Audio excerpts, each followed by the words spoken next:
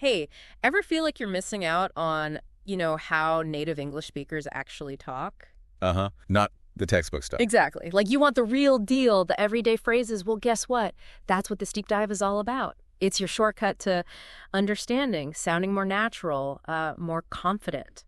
Yeah, we've been digging into this really great podcast, English in Action. It's super practical, focuses right on those everyday chats. And it's fun, right? Like engaging, some laughs. Definitely, and packed with examples you can actually use. It makes a difference. So our mission, pretty straightforward.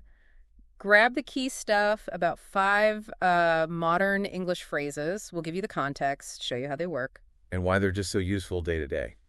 Ready. Let's dive in. First up, a phrase for when you totally relate to someone. Ah, yes. That would be same here. Same here. Love this one. So simple. Right. Basically, it just means me too, or I'm in the same boat. Super easy way to agree. Mm-hmm. Like imagine your friend just slumps down and goes, tired voice. Yeah. I'm so tired today. Yeah. What do you say? You lean back too, maybe yawn and say, matching tired voice. Same here. I barely slept last night. See, instant connection. It flows really naturally. It's about showing you get it. Totally. Or, okay, picture this. Pizza place. You're excited. Friend orders first. Really enthusiastically excited voice. I'll have the pepperoni. And you want that too. Right. So instead of just, me too, which is fine, but maybe try enthusiastic agreement, same here. Yeah, and it's interesting why that sometimes feels a bit more natural. Go on. Well, me too is general agreement. But same here often feels like it connects directly to the specific thing they just said. Like, my situation is the same as the one you just described. That makes sense. It's more specific. The Source podcast actually had a pro tip about this. Oh, yeah. They basically said, look, most of the time, same here. Just sounds, well, more natural than me too in casual chat. It really does. It's like a little social shortcut, isn't it? Shows you're on the same page instantly. Exactly. Okay, moving on. Next up, a phrase that packs a punch and can mean like 2 different things. This is a fun one. Get ready for no way. No way. Yeah, you hear this all the time. And it works for like genuine jaw-dropping surprise. Totally amazed. Right. Or it can be like, I absolutely do not believe you. Strong disbelief. Same words, different feeling. It's all in how you say it. Okay, let's do surprise first. Friend runs in, totally buzzing, yells, super excited voice, I won the lottery! Oh, okay. Your reaction. It's gotta be like high-pitched, amazed voice. No way, that's amazing. Right. Your voice goes way up. Exactly. That rising intonation is key for surprise. You sound genuinely shocked in a good way. Definitely. But now, flip it. Friend tells you something just impossible. Like they say, very calmly, matter-of-fact voice, I ate 10 hamburgers last night. Okay, no. Right. So your reaction, probably more like skeptical, maybe slightly lower pitch. No way, that's impossible. You just don't buy it. Yeah, the tone is flatter, maybe drops a bit. You might, raise an eyebrow, shake your head a little if you were there in person. Disbelief. And check this out, a fun fact from the source. Yeah. You can actually just say, way. Just way. Yeah. To mean the opposite, like you do believe it or you think it's cool. Huh. That's interesting. So way is like confirmation or agreement. Yeah. Yeah, often it's like an enthusiastic, absolutely, or seriously. That's awesome. Again, context and tone are everything. It's pretty amazing how one little word can flip like that. Language is weird. Okay, next phrase. This one's for when, you messed up a little bit. A small mistake. Yep. Short, sweet, useful. My bad. My bad. Super common, very casual way to say, oops, that was my fault. Like a mini apology. Pretty much. Good for minor things. Quick, easy, gets the point across without a big fuss. Okay, so like you're walking, maybe texting. Whoops, you bump into someone slightly. Yeah. What do you say? A quick, light apology. Oh, yeah. That works perfectly. Right. It just acknowledges it. No big deal. Yeah. Shows you noticed your small error. Exactly. Or another one. You were meant to bring a book for your friend. You get there. No book. Forgot it. Yeah. So you say, maybe sounding a bit sheepish, apologetic, but problem-solving tone. My bad. I'll bring it tomorrow. That's a great example. It's for those little slip-ups.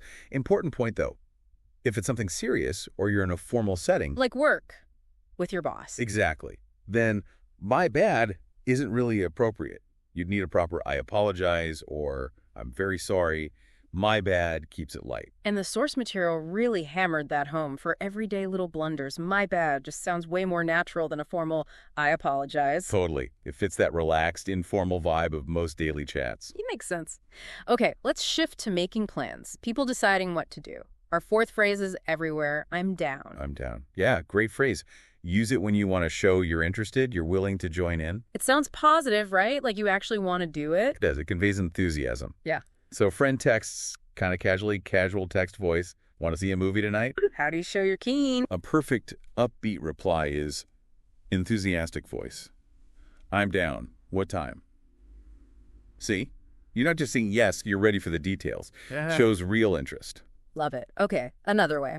Someone throws an idea out to a group. Anyone want pizza? Mm-hmm. You could chime in, kind of invitingly, casual, agreeable voice. I'm down if you are. Yeah, that's a nice one. It sort of encourages other people too, doesn't it? It's not just about you. It's like, let's see if we can get a group going. Very inclusive. Good point. Now, the podcast we checked out had a little caution.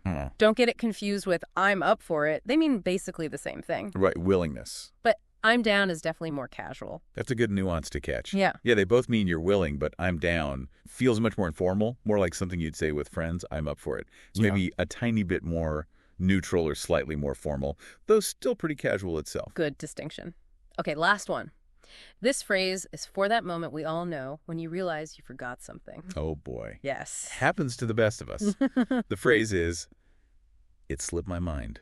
It slipped my mind. Yeah. Such a common and kind of polite way to say, I forgot. And crucially, it often suggests it wasn't deliberate. It was an accident. Exactly. Like, okay, scenario. Your boss asks, maybe sounding a bit expectant boss voice, did you send that email? And your stomach drops, you didn't. Oops, what do you say? A really natural response, showing you realize the mistake, is surprise, a slightly regretful voice. Oh no, it completely slipped my mind. Right, and adding that completely really emphasizes it was an oversight, an unintentional lapse. Totally. Or maybe more personal.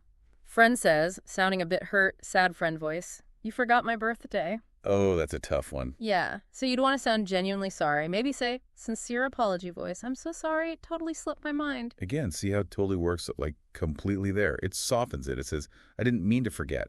It's gentler than just a flat, I forgot. And that was the big insight from the source. It slipped my mind often sounds better than just I forgot because it clearly signals it was an accident, not negligence. Precisely.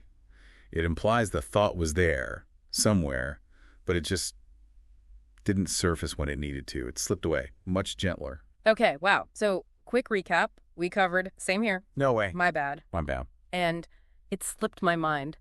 5 really useful phrases. Definitely. Getting these down will honestly make your everyday English sound much more natural. You'll blend right in. And the podcast had a cool challenge for you listening. Try it. Pick like 2 of these phrases this week. Yeah, just use them. Seriously, give it a shot in a real conversation. Actually using them is how they stick. Best way to learn. For sure. And maybe play around with them. Notice how saying no way, surprised versus disbelieving, changes everything. Pay attention to that intonation. Good point. And here's a final little thing to chew on. How does grabbing these small, everyday phrases actually affect your overall confidence? Does it make you feel more, I don't know, in the language? Interesting question. And what other little bits of everyday English still feel a bit tricky or just plain fascinating to you? Something to think about.